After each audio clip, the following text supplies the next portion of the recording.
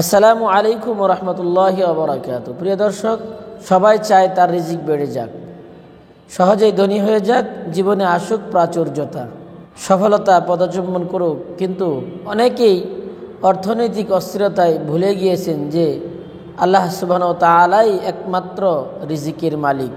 রিজিকের মধ্যে বরকত দানের একমাত্র ক্ষমতা আল্লাহ তাআলার হাতেই রয়েছে। প্রিয় দর্শক, মহান আল্লাহ সুবহানাহু ওয়া তাআলা সূরা নূহের মধ্যে বলেন, তোমরা আমার কাছে ইস্তিগফার করো, অর্থাৎ ক্ষমা প্রার্থনা করো, তাহলে আমি তোমাদেরকে প্রচুর বৃষ্টি দান করব এবং সন্তানাদি ও ধন সম্পদের মাধ্যমে তোমাদেরকে আমি সহযোগিতা করব।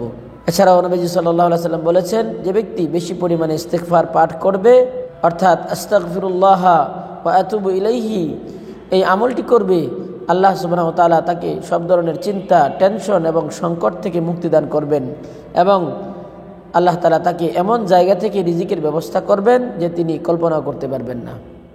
প্রিয় দর্শক, আজকে আমরা এমন কয়েকটি আমলের কথা বলবো, যিনি এই আমলগুলোকে করবেন, আল্লাহ সুবহানাহু ওয়া তাআলা তাকে অতি সহজেই রিজিকের ব্যবস্থা করবেন এবং তাকে ধন সম্পদে বরকত দান করবেন। 1 নম্বর, সূরাতুল ওয়াকিয়া প্রতি রাতে তেলাওয়াত করা। রাসূলুল্লাহ সাল্লাল্লাহু আলাইহি ওয়াসাল্লাম ইরশাদ করেছেন, যে ব্যক্তি প্রতি রাতে সূরা ওয়াকিয়া তেলাওয়াত করবে, তার ঘরে দারিদ্রতা আসবে না। সুবহানাল্লাহ।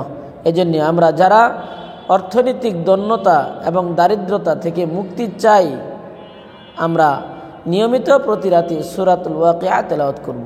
2 নম্বর,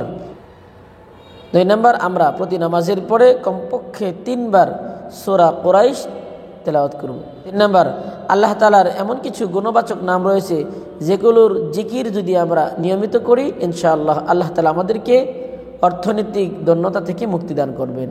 এর মধ্যে একটি হচ্ছে ইয়া রাজ্জাকু, অর্থাৎ হে অধিক পরিমাণে রিজিক দাতা।